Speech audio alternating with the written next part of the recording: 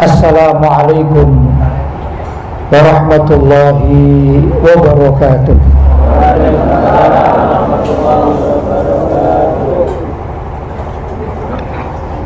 Alhamdulillah, wassalatu wassalamu ala Rasulillah Sayyidina Muhammad ibn Abdullah wa ala alihi wa sahbihi wa man walah, wala hawla wala quwwata illa billah, amma ba'd.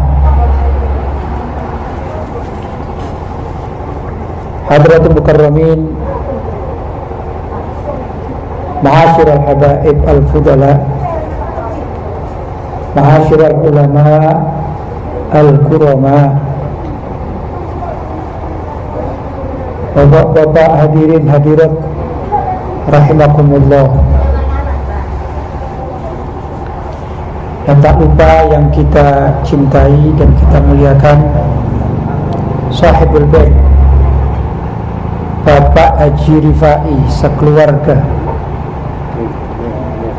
Mudah-mudahan kita semua yang hadir di tempat yang sangat mulia ini mendapatkan hidayah, hinayah, semua pertolongan dari Allah Subhanahu wa taala. Dan kita juga bermohon kepada Allah, mudah-mudahan semua hajat kita, baik itu hajat di dunia maupun hajat di akhirat, dipermudah oleh Allah Subhanahu wa taala. Allahumma amin. Kita ucapkan dan kita aturkan salawat dan salam kepada junjungan kita Nabi besar Muhammad sallallahu alaihi wasallam. Beliau adalah seorang nabi yang tiada duanya, yang hari ini kita peringati kelahiran beliau karena rasa cinta kita kepadanya. Semoga cinta kita diterima oleh beliau dan juga kita mendapatkan syafaat kelak di hari akhirat nanti, dan senantiasa dikumpulkan bersama beliau baginda Nabi Muhammad sallallahu alaihi wasallam.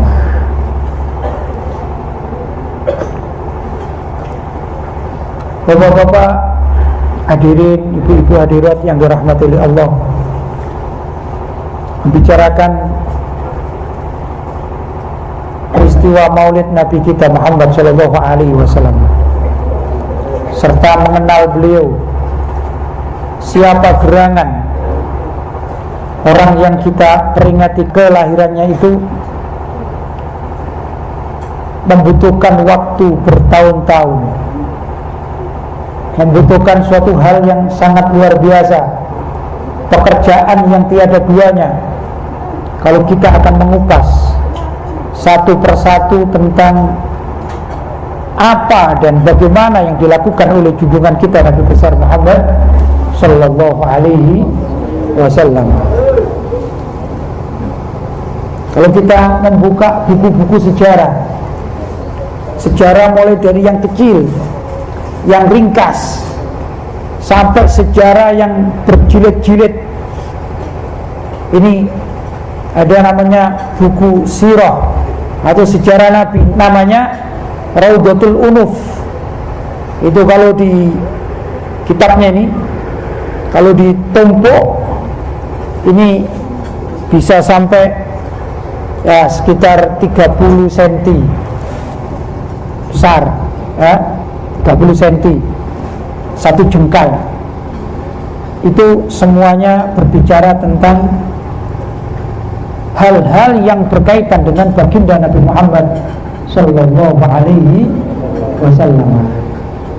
Karena itu kalau kita membahas tentang Maulid Nabi, mau lengkap tentang bagaimana sih sesungguhnya Nabi kita itu, kemudian kita mengadakan pengajian semacam demikian ini yang kita hadiri, Maulid Nabi, mengundang penceramah, ini serasa tidak memenuhi syarat waktu. Kita akan membaca sejarah yang sudah ditulis oleh para ulama. Jika ditumpuk, ya, dikumpulkan, ditumpuk, setumpuk demi setumpuk, perkiraan bisa sampai 30 cm. Lah kalau hanya duduk 1 jam 2 jam kan tidak mungkin diselesaikan. Artinya membahas tentang kelahiran Nabi Muhammad serta pribadi beliau dan hal-hal yang terkait dengan beliau itu membutuhkan waktu yang sangat lama. Bahkan mungkin seumur hidup kita belum tentu mampu untuk menyelesaikan dan mengenal siapa sejatinya junjungan kita Nabi besar Muhammad sallallahu alaihi wasallam. Tentu kalau bicara tentang Nabi, tentang beliau baginda Nabi Muhammad sallallahu alaihi wasallam, tidak akan lepas dengan orang-orang yang ada di sekitar beliau. Entah itu dari keluarganya, istri Nabi, siapa saja, bagaimana riwayat istri-istri Nabi. Itu juga termasuk hal-hal yang terkait dengan junjungan kita Nabi besar Muhammad sallallahu alaihi wasallam. Belum lagi bicara tentang garis keturunan, bagaimana nasabnya Nabi sampai pada Nabi Adam alaihissalam. Ini juga membutuhkan waktu yang bertahun-tahun, karena memang Nabi kita ini adalah manusia super yang tiada duanya. Belum lagi membahas siapa saja yang masuk Islam di tangan Nabi kita Muhammad sallallahu alaihi wasallam, yang sering kita sebut dengan sejarah para sahabat radhiyallahu taala anhum. Karena itu kita duduk di tempat ini, kita membicarakan sesuatu yang besar, yang luar biasa. Bahkan ada satu kitab itu namanya Al-Bidayah wan Nihayah. Hal-hal yang terkait dengan sejarah Nabi Muhammad SAW sampai kepada pengarangnya yang sudah ratusan tahun setelah wafatnya Rasulullah SAW. Ini beliau menulis sejarah para nabi, mulai dari Nabi Adam sampai pada pengarangnya, biografi pengarangnya tertulis dalam satu kitab namanya Al-Bidayah wan Nihayah. Itu kalau ditumpuk barangkali bisa 0,5 meter. Ini juga perlu dikaji oleh kita sebagai pecinta dan perindu Nabi Muhammad sallallahu alaihi wasallam. Rasanya berat ya, berat kalau kita akan mempelajari serius tentang siapa sih Nabi kita Muhammad sallallahu alaihi wasallam. Padahal dikatakan tak kenal maka tak sayang. Kita ini kalau tidak kenal sesuatu maka hati kita menjadi kurang sayang kepada hal tersebut. Maka untuk mengenal dengan sejatinya siapa junjungan kita Nabi besar Muhammad sallallahu alaihi wasallam, seharusnya kita mempelajari secara detail tentang sejarah beliau Nabi kita Muhammad sallallahu alaihi wasallam. Namun mudah-mudahan bapak-bapak dan ibu-ibu, saudara-saudara yang hadir, mudah-mudahan dengan secuplik dari riwayat yang tadi dibacakan baik dengan bahasa Arab. Nah, ini yang dibacakan mulai dari ya Rabbi salli ala Muhammad, ya Rabbi salli alaihi wasallim, sampai terus ya ada rawinya ya. Ini sebenarnya kalau kita kaji itu adalah tulisan tentang sejarah Nabi yang ditulis oleh para ulama secara ringkas dan padat. Dibaca tadi itu pun belum semua dari kita bisa memahaminya. Betul? Betul? Betul? Jadi Nabi ini adalah manusia yang dikatakan tiada duanya. Mau bicara apa tentang Rasulullah? Mau bicara penampilan wajah atau penampilan badaniah, tidak ada orang seperti beliau. Ka'anna wajhul qamar seakan-akan wajah beliau itu ibarat purnama di malam hari yang di sekitarnya ini adalah tempat yang gelap, namanya malam hari. Tapi di situ ada bulan purnama yang indah. Maka wajah Nabi Muhammad SAW kalau dipandang ini tak akan jemu-jemu. Sayangnya kita belum diberi kesempatan untuk memandang wajah beliau Nabi kita Muhammad SAW. Tapi gambaran ka'anna wajhul qamar, seakan-akan wajhahu, ya, wajah beliau itu qamar adalah bulan purnama.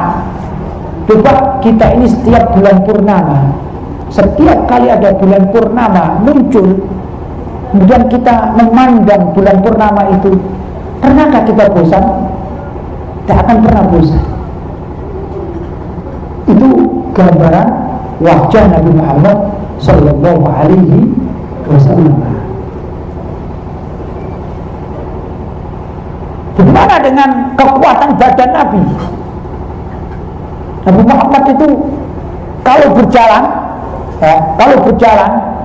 saking tegapnya badan beliau ini, seakan-akan seperti orang yang turun lewat tangga. Orang turun lewat tangga itu harus mempunyai stamina yang kuat. Ya, kalau stamina sudah, mohon maaf, kakek-kakek, nenek-nenek kan, pegangan sana, pegangan sini kan gitu. Kalau enggak, Rasulullah tidak. Kalau sudah berjalan, ya, ini seakan-akan beliau turun dari tangga, tegak. Memang kita belum bisa melihat langsung, tapi begitulah di dalam kitab-kitab sejarah. Beliau termasuk orang yang kalau jalan tidak suka tengok kanan, tengok kiri. Mungkin kalau kita, masyaallah muslimin, kalau lagi jalan di pasar, biasanya nih kita sukanya tengok kanan, tengok kiri. Kalau ada toko-toko misalnya di situ dijual etalase, ya, atau contoh-contoh, ada situ contoh misalnya toko sport, di situ ada sepatu-sepatu yang dipajang, ada toko baju, ada baju-baju yang dipajang, kan begitu ya. Ada toko motor, di sana ada motor yang dipajang, kemudian kita lewat di depannya, biasanya bagaimana gini? Mata kita dan hati kita biasanya tertambat, betul? Kita tengok sana.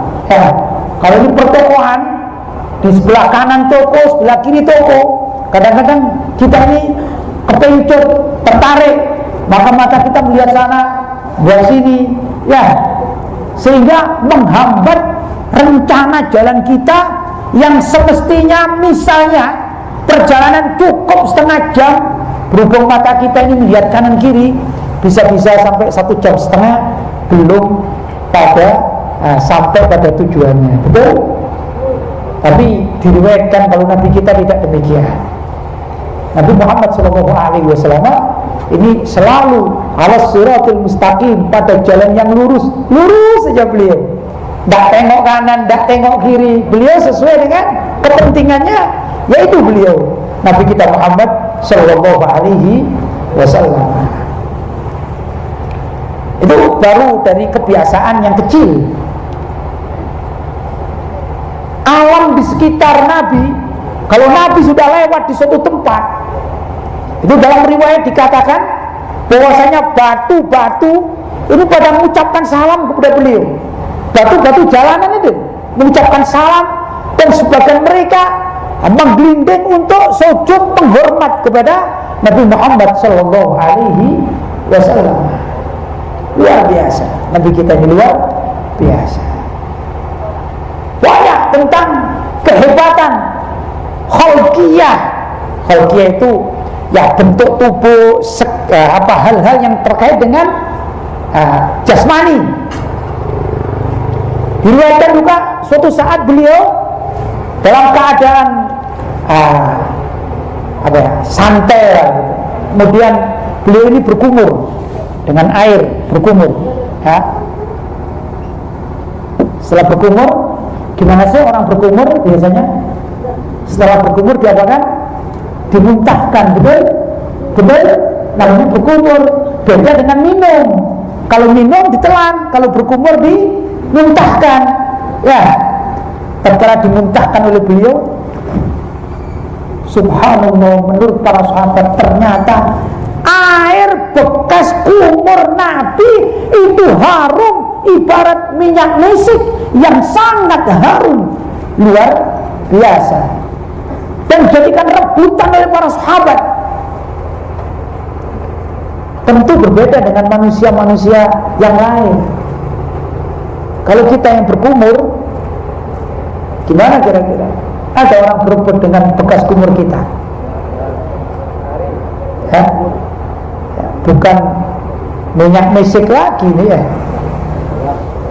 Tidak tahu baunya apa kira-kira ya? Itu bedanya Nabi kita Muhammad SAW dengan manusia pada umumnya. Alhamdulillah kita termasuk dari salah satu umat Rasulullah Sallallahu Alaihi Wasallam. Karena itu kita pupuk cinta kita kepada beliau.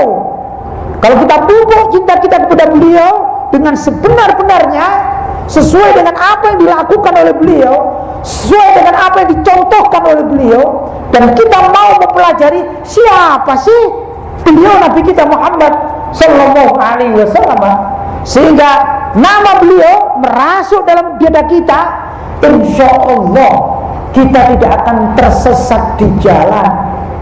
Mau digoncang oleh apapun, kalau sudah cinta kepada beliau ini melekat sesuai dengan apa yang ada pada diri beliau, insya Allah kita akan menjadi selamat di dini wa dunya wal akhirah. Apalagi bapak-bapak, ibu-ibu di zaman sekarang ini, kita mohon maaf kalau sepintas saya melihat wajah-wajah yang hadir mayoritas adalah usia di atas 40 tahun, mayoritas. Adapun yang di bawah 40 tahun, 30 tahun ke bawah ya ada, tapi tidak banyak. Apalagi yang 20 tahun ke bawah, 15 tahun sampai ke atas sampai 20 tidak terlalu banyak. Nah, mudah-mudahan mereka suatu saat tatkala mereka seusia kita, mudah-mudahan mereka, adik-adik kita, anak-anak kita selalu tertambat hatinya kepada Nabi kita Muhammad Sallallahu Alaihi Wasallam. Karena kalau tidak demikian, zaman sekarang karena hatinya tidak tertambat kepada Nabi, maka tertambat kepada yang lain, tertambat kepada yang lain. Kalau sudah tertambat kepada yang lain, ya untung-untungan yang lain itu orang baik. Tapi kalau yang lain itu adalah orang yang tidak baik, maka kadang-kadang anak-anak kita, walaupun yaitu darah daging kita, darah daging kita, akhirnya menyeleweng dari ajaran Nabi Muhammad Sallallahu Alaihi Wasallam. Ketemu sama orang yang tidak jelas identitasnya, membawa sabu-sabu atau narkoba, akhirnya karena hatinya tidak terkait dengan Nabi Muhammad, maka dia terkaitlah dengan bandar narkoba. Ada kira-kira yang demikian? Ada kira-kira masyarakat yang demikian? Ada. Kenapa? Karena hatinya tidak tertambat kepada Nabi Muhammad Sallallahu Alaihi Wasallam. Karena itu mari kita ajari anak-anak kita ajari bagaimana cara mencintai Nabi Muhammad Sallallahu Alaihi Wasallam. Nabi kita ini luar biasa. Untuk memenuhi hidup beliau itu memilih menjadi orang miskin. Bukan berarti beliau ini miskin tidak bisa bekerja, tidak. Bagaimana diriwayatkan tatkala Nabi sebelum menikah dan sebelum diangkat menjadi Rasul, yaitu Sayyidina Rasul Muhammad bin Abdullah, di saat usia 25 tahun yang masih muda beliau, Kemudian beliau diajak oleh pamanda beliau, yaitu Abu Thalib, untuk berdagang, mengambil modal dari Sayyidah Khadijah, yang saat itu Siti Khadijah ini termasuk orang kaya di tempatnya atau di daerahnya, pemodal yang sangat kuat. Maka yang namanya Sayyid Muhammad bin Abdullah, yaitu Rasulullah di masa mudanya, berdagang, mengambil modal, kemudian berdagang ke negeri Syam. Negeri Syam itu di luar negeri ya, kalau di sana, walaupun bisa ditempuh dengan jalan darat, tapi jauh sekali. Namanya luar negeri. Mungkin saya bayangkan ya, kalau Makkah itu Lumajang, barangkali ini ya Syam itu Thailand, barangkali begitu. Jadi di luar negeri. Subhanallah, Rasulullah ini bukan orang yang awam di dalam dagang. Beliau biasanya ini kalau berdagang mengambil teori dagang grosiran, bukan dagang eceran, tapi dagang grosiran. Gimana dagang grosiran itu? Mengambil untung sedikit asalkan banyak laku dagangannya ya.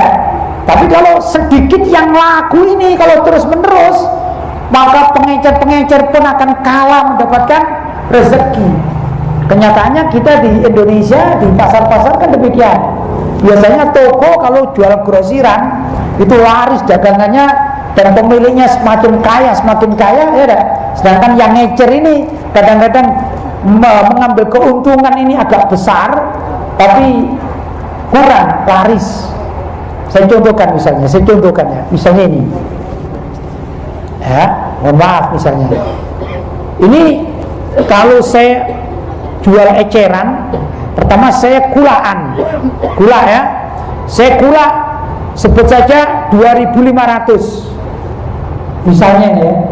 Maka kalau saya ecer, tentu saya akan mengambil keuntungan yang banyak. Paling tidak saya jual 5.000 ya, saya jual 5.000. Untungnya berapa? 2.500. Tapi kalau saya jual grosiran, tidak mungkin saya mencari untung berapa? 2.500. Pasti saya lebih rendah.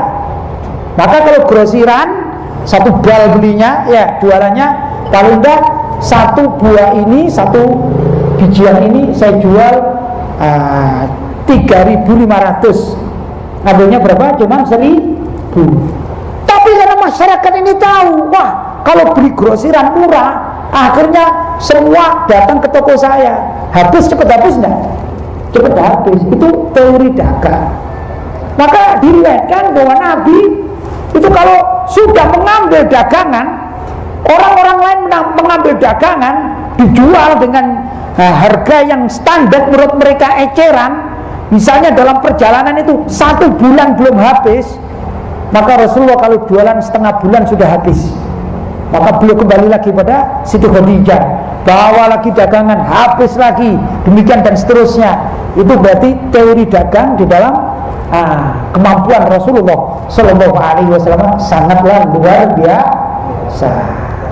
Ini bukti beliau adalah manajemen handal, manajemen yang handal. Tapi tatkala beliau diutus sebagai Rasul Shallallahu Alaihi Wasallam dan mempunyai keluarga, bahkan banyak keluarga beliau itu banyak, istri beliau juga banyak yang membutuhkan ekonomi maisha, tapi beliau justru memilih menjadi seorang yang miskin, fakir miskin.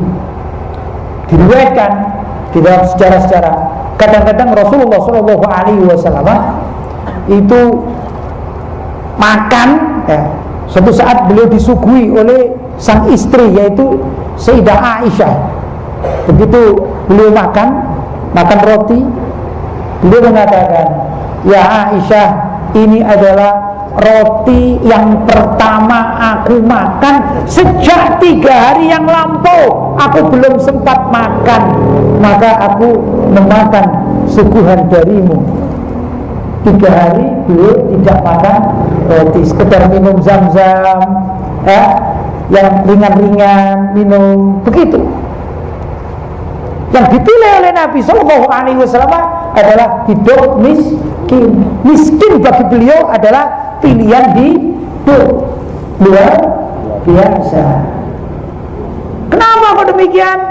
Kata beliau, karena beliau ini ingin menjadi abul fuqara, bapaknya orang-orang miskin. Sekalipun beliau bisa mencari harta, tapi beliau ingin menyertai kehidupan al-fuqara wal masakin, orang fakir miskin. Luar biasa. Kalau ditanya apakah Nabi tidak bisa bekerja, tidak bisa punya duit, Nabi itu tidak usah bekerja. Sudah ditawari oleh malaikat Jibril, ya Rasulullah, maukah engkau aku jadikan gunung itu menjadi emas dan aku berikan untuk engkau untuk modal hidup. Tidak usah kerja Nabi itu. Kalau bilang ya gitu saja, maka beliau menjadi pemilik tambang emas yang sebesar gunung. Kira-kira tambang emas besar gunung ini milik orang miskin kah? Milik orang kaya? Miskin kah kaya? Kelaparan tak kekenyangan? Punya tambang emas sebesar gunung. Pasti orang kaya, pasti orang ini tidak akan kelaparan. Tapi Nabi tidak mau. Kenapa? Karena beliau ingin menyertai kehidupan al-fuqara wal masakin. Itu pilihan hidup.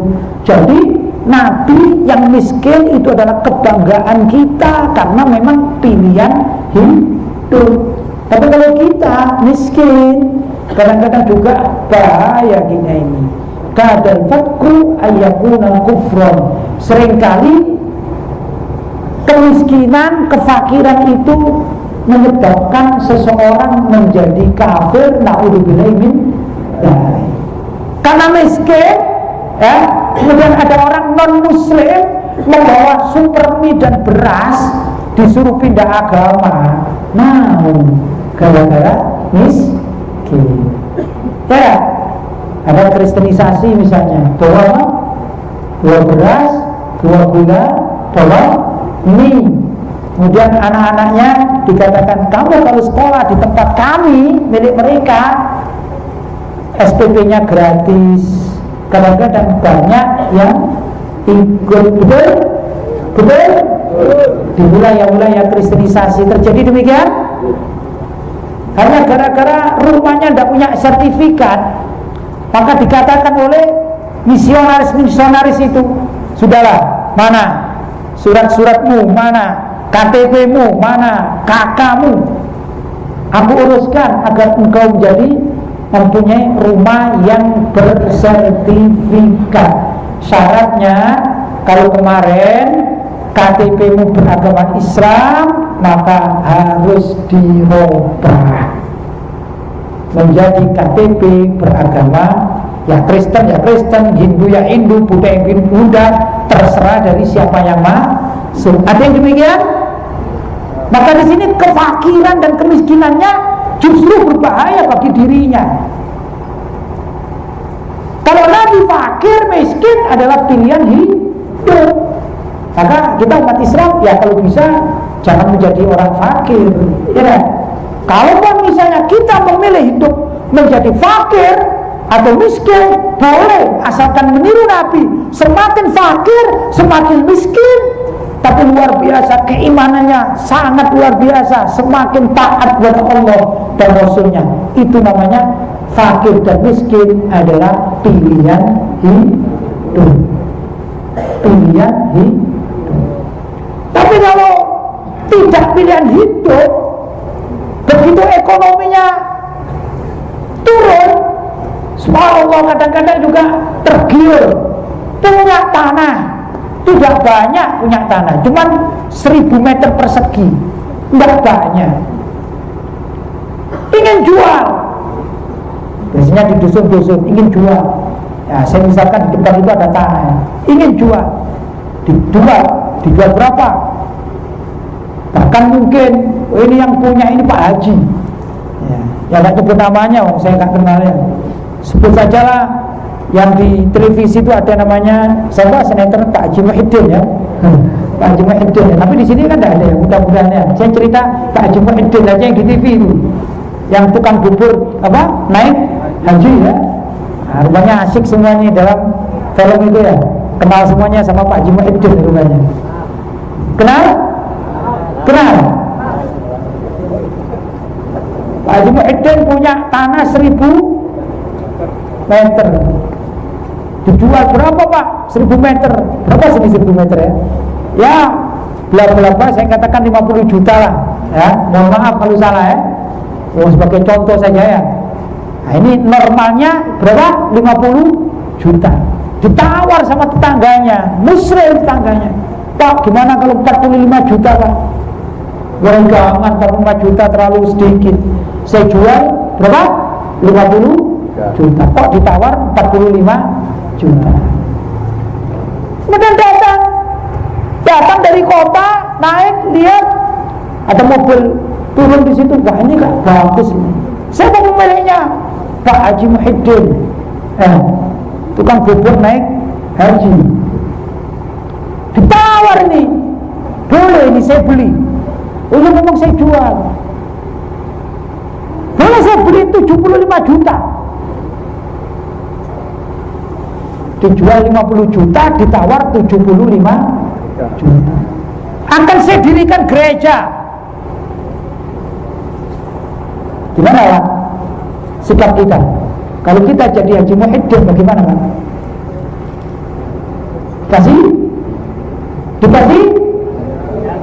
Kalau yang imannya kuat, pengikut Rasulullah sejati, jangankan 75 juta, 150 juta tidak bakal dikasih. Ini akidah ini, walaupun tanah tapi tidak mau jual akidah. Akidah tidak bisa dinilai dengan uang. Mau 1 miliar, 5 miliar, tidak bisa.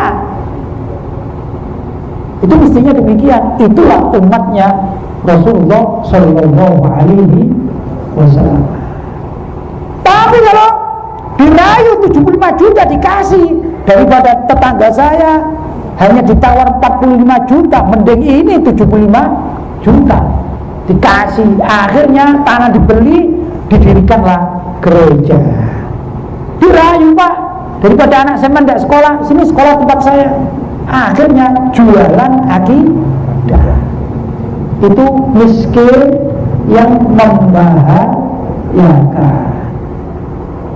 Sekarang musim loh Pak. Mudah-mudahan ini daerahnya apa namanya? Jonggrang, Taman Ayu. Jonggrang ya, Taman Ayu, Jonggrang, dekat Pronojiwo ya, Lumajang. Mudah-mudahan yang hadir di sini semuanya dan keluarga kita benar-benar hadir Maulid Nabi ini karena rasa cinta. Betul? Jangan sembarang jual kepada orang non-muslim, bahaya akhiratnya. Jualan sah-sah saja, tapi kalau dipergunakan untuk dakwah mereka dan kita ridho, naudzubillah min, maka besok tidak akan bakal ketemu Nabi Muhammad. Nabi Muhammad akan murka kepada orang-orang macam demikian. Naudzubillah min. Ya. Sekarang ini tidak begitu, banyak kejadian-kejadian. Ya mungkin ada di antara kita yang zaman sekarang ini kan zaman medsos ya, media sosial ya. Apa itu internet, apa itu Facebook, apa itu website, situs, apa itu WA ya, WhatsApp, ya enggak? Facebook, apalagi lah ya. Banyak ini anak muda-muda ini banyak tahu ya. Mungkin yang bapak-bapak yang sepuh-sepuh itu udah tahu, ngerti medsos Pak. Pandangan ngerti medsos, udah ngerti ya. Kalau mendol tahu ya. Medsos itu saudara tirinya mendol Pak. Ya. Kalau yang sepuh-sepuh udah tahu ya.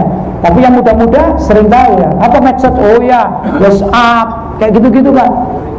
Kalau bapak-bapak, alhamdulillah, ya tinggal nunggu kapan dipanggil oleh Allah saya tak zikir, kan gitu ya. Saya mendekatkan diri kepada Allah, itu alhamdulillah orang tua kita. Tapi zaman sekarang tidak demikian, Pak. Yang muda-muda ini wah, sudah banyak tahu, dan bahaya medsos ini juga luar biasa. Gangguan medsos ini pada generasi muda sangat luar biasa. Yang positif, yang negatif. Namanya dunia internet. Dunia internet. Tidak tahu internet, Pak ya? Nah, juga tidak tahu.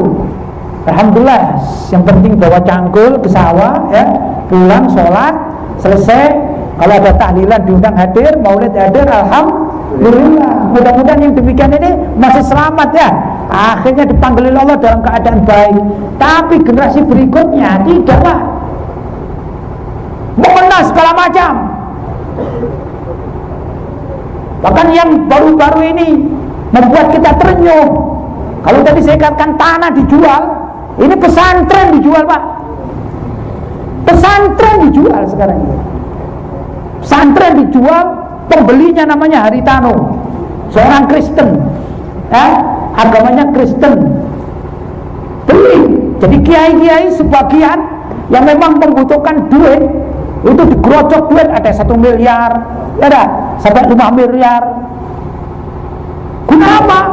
Nanti kalau akan pemilihan presiden tahun depan, maka Haritano ini akan mencalonkan diri jadi presiden, dengan harapan pondok-pondok pesantren yang sudah terbeli itu akan menyokong suara untuk dirinya. Ini termasuk jualan yang bahaya, jualan kepada non-muslim.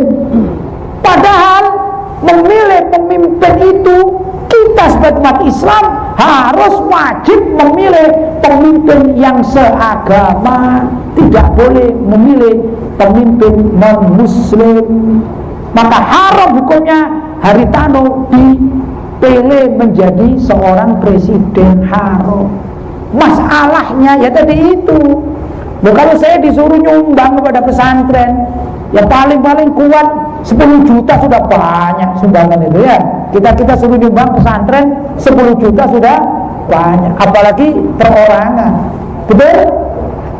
Ya karena kita tidak punya duit. Kaya-kayanya kita juga ya masih banyak hutang. Lah ini Haritano ini dapat duit ya banyak dari luar negeri, dari mana-mana dia kumpulkan. Tidak jelas statusnya halal atau haram, tidak jelas. Tapi digelontorkan kepada tokoh-tokoh yang memang kehidupannya ingin terus ingin memilih kaya-kaya, besar-besar, tapi lupa dengan junjungan kita Nabi besar Muhammad Sallallahu Alaihi Wasallam. Nabi Muhammad diberi emas 1 golong ditolak, kepingin menjadi hamba yang miskin, pemimpin yang miskin, pilihan hidup. Nah ini cuma digoda oleh Haritano, sudah gelepar ya, menggelepar tak karu-karuan. Ini sayang ya. Mudah-mudahan Haritano sudah masuk di Pronojiwo dan di sini ya, sudah masuk ya mudah-mudahan ya. Karena fitnahnya besar, baik fitnah dunia maupun fitnah akhirat ini sangat besar. Ya, partainya masuk Perindo, ini bahaya. Kalau Perindo masuk, dan kalau bapak-bapak diajak, hati-hati. Kalau ikut, besok tidak akan ketemu Rasulullah Sallallahu Alaihi Wasallam. Tidak akan ketemu Rasulullah Sallallahu Alaihi Wasallam. Rasulullah ini tidak mau yang neko-neko. Rasulullah ini lurus, senang dengan jalan yang lurus. Maka saya katakan tadi, contoh, kalau kita zaman sekarang jalan di pertokoan, mata kita ke kanan, ke kiri, ke kanan, ke kiri. Ini dunia yang menggoda. Dunia menggoda. Kita tidak punya duit. Bagi pemain bola, tidak punya duit sama sekali. Tiba-tiba di situ ada contoh etalase sepatu yang asli dari Itali misalnya. Mata kita bagaimana Pak? Kepingin melihat. Ya dah, setengah jam melihat, melotot, hatinya tertambat, kepingin memiliki sepatu dari Itali tersebut. Ini kepencet kehidupan dunia. Ya, betul? Betul? Ini contoh ringan. Kalau Nabi Muhammad tidak demikian, Nabi Muhammad tidak menengok yang demikian. Itu urusan dunia, ini urusan dunia. Nabi Muhammad mencari urusan akhirat. Nabi Muhammad memilih kehidupan akhirat. Ya. Maka sekali lagi, kalau kita nantinya dalam pilpres yang akan datang ada partai namanya Perindo. Tak tahu itu singkatannya apa Perindo ya. Nah, saya tidak paham betul ya. Saya tidak senang di partai-partai jadi tidak hafal. Hati-hati ya. Itu adalah miliknya Haritano, seorang Nasrani yang sekarang menggelontorkan uangnya demi untuk menarik massa. Dia datang ke masjid-masjid, kadang-kadang datang ke pondok, datang ke masjid-masjid taklim, tapi tetap Kristen dia. Tetap tidak mau masuk Islam, tetap itu pilihan hidup. Pilihan hidup. Singapura, bapak-bapak, di masa lampau Singapura itu dihuni oleh penduduk Melayu. Kalau yang namanya penduduk Melayu di zaman dahulu kala ya mayoritas Muslim. Maka ada orang Chinese Nasrani, orang Cina Nasrani, namanya Le Kuan Yew. Namanya siapa? Le Kuan Yew. Menerapkan apa yang sekarang diterapkan oleh Haritano.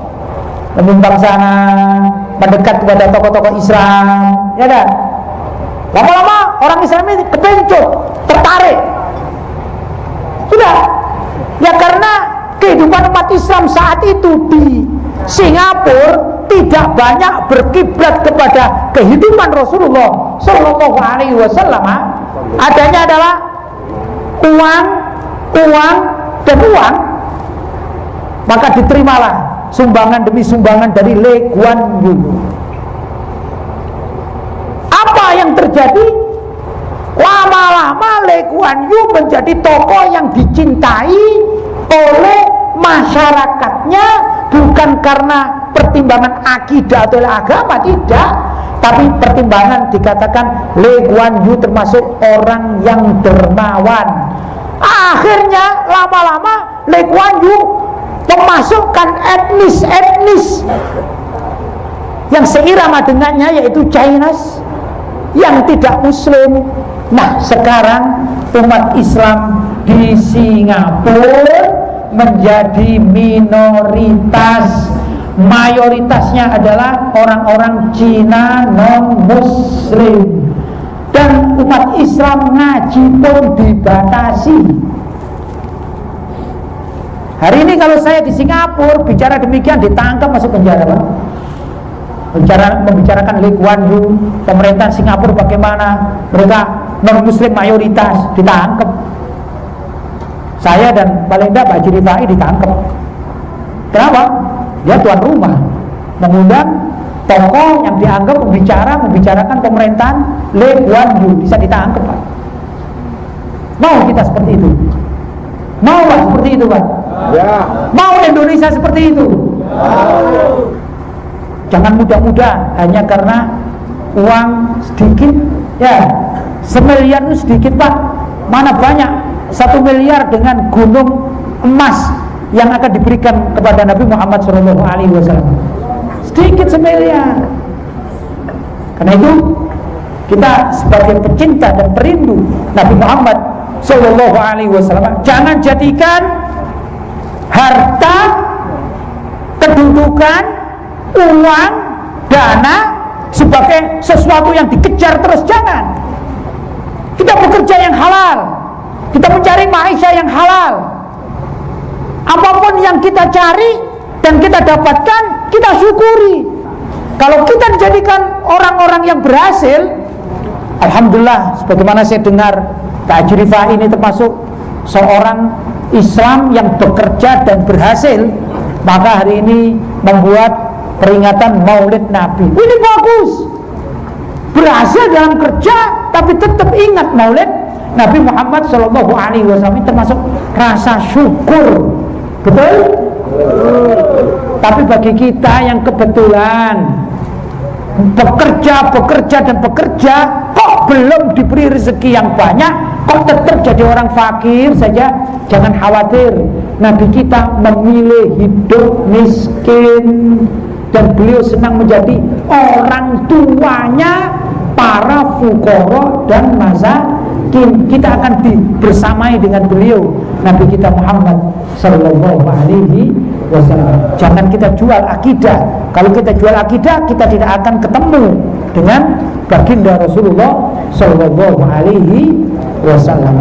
Jadi umat Islam yang benar-benar tegas memegang akidah, yang kaya syiar agama Islam, yang kaya menghidupi keislaman, kegiatan-kegiatan keislaman. Sedangkan yang miskin, gimana menjadi hamba Allah dan umat Rasulullah yang baik kalau itu diterapkan persatuannya antara yang kaya dan yang miskin untuk berjuang di jalan Allah. Insya Allah Indonesia yang sekarang mayoritas umat Islam akan lestari. Allahumma amin. Allahumma amin. Tapi sebaliknya, kalau yang kaya tidak mau ikut cawe-cawe, tidak mau ikut kepada kegiatan-kegiatan keislaman, ya, tidak mau ikut kegiatan-kegiatan keislaman, maka orang-orang yang perlu dana, apa itu majelis taklim, apa itu masjid, apa itu pesantren, akhirnya senang lagu gambus.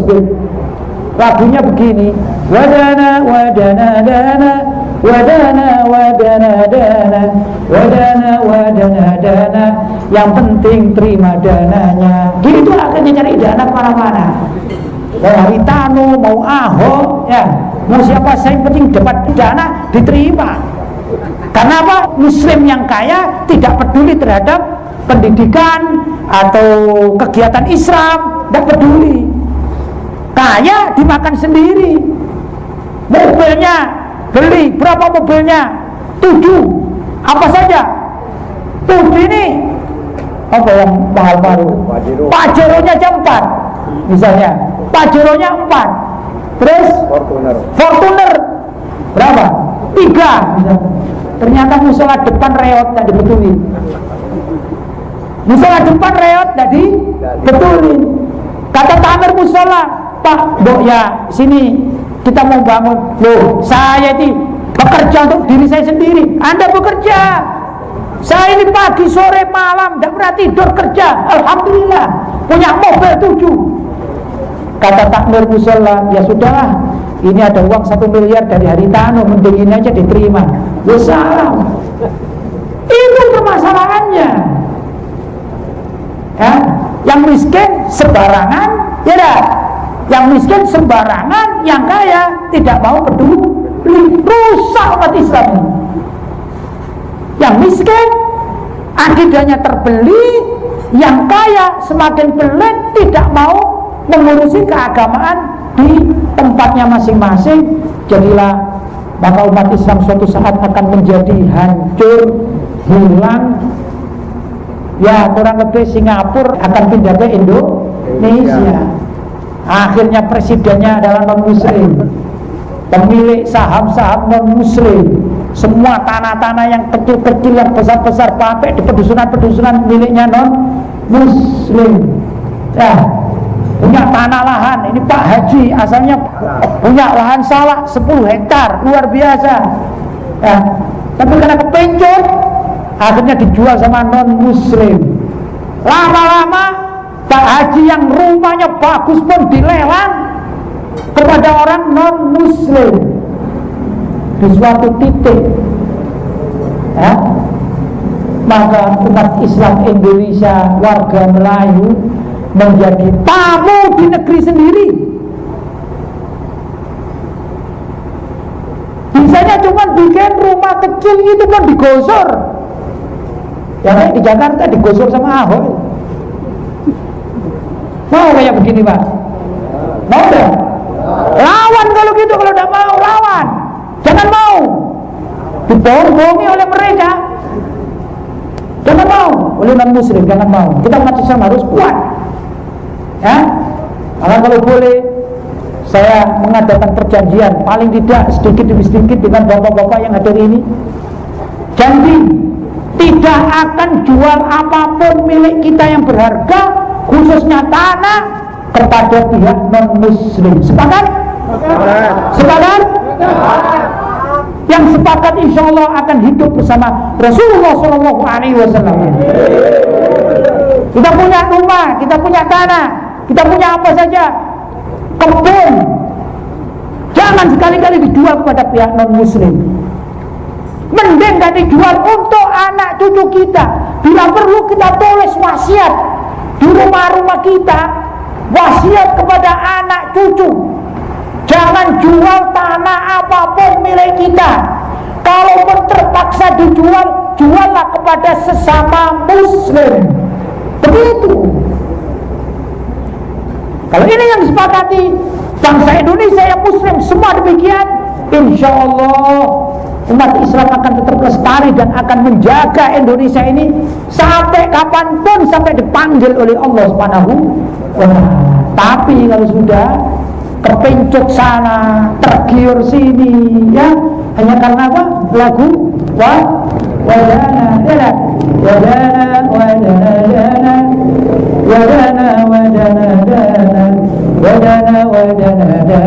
yang penting dapat dananya. Yang kalau dicari dana saja ya sudah habis.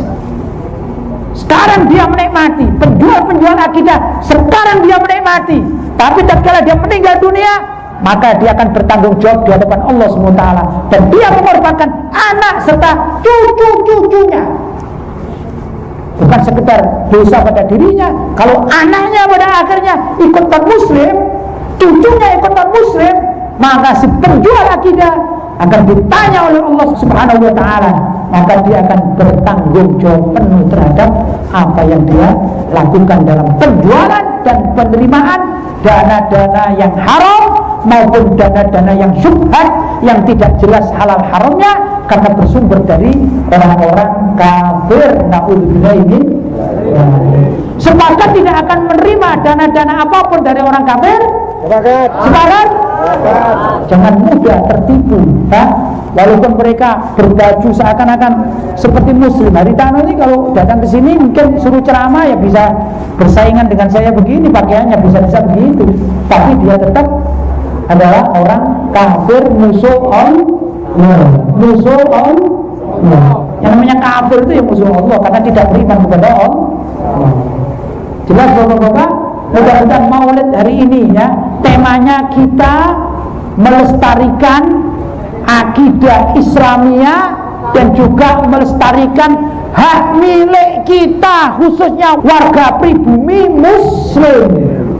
Ya, kita akan mempertahankan hak milik kita, warga pribumi muslim.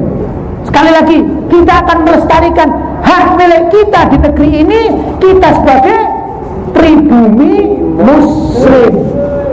Sepakat? Sepakat? Sepakat? Alhamdulillah antum syahidullah, kalian ini adalah saksi Allah di muka bumi. Mudah-mudahan pertemuan yang sangat singkat ini membawa keberkahan hidup. Mudah-mudahan kita yang belum diberi rezeki oleh Allah SWT, kita sabar dan kita bermohon, bahkan kita akan lebih cinta kepada Rasulullah, karena beliau adalah Abul Fuqara, ayahnya orang-orang fakir miskin. Sedangkan kita yang diberi kelapangan hidup, rezeki yang luar biasa, kita bantu orang-orang kita, kepentingan Islam kita bantu, syiar-syiar agama Allah kita bantu, sehingga apa yang kita dapatkan rezeki itu berbarokah fid dini wad dunya wal akhirah. Barangkali itu bapak-bapak dan ibu-ibu, saudara-saudara yang dirahmati oleh Allah, dan juga khususnya kepada Bapak Haji Rifai, mungkin ada hal-hal yang kurang tepat saya sampaikan, atau mungkin tidak sesuai dengan harapan dari bapak-bapak semuanya. Saya mohon maaf yang sebesar-besarnya, karena saya masih ada kewajiban. Jadi mohon juga kepada para jamaah sholawat ya, mohon maaf saya tadi minta lebih dulu gitu, karena masih ada kewajiban yang lain, sehingga saya harus cepat meninggalkan tempat ini. Tapi mudah-mudahan hati kita selalu bersatu ya, hati kita selalu menyatu dengan baginda Nabi Muhammad sallallahu alaihi wasallam. Hanya itu yang dapat saya sampaikan. Hadza ma aqulu lakum wal afu minkum. Wassalamualaikum warahmatullahi wabarakatuh.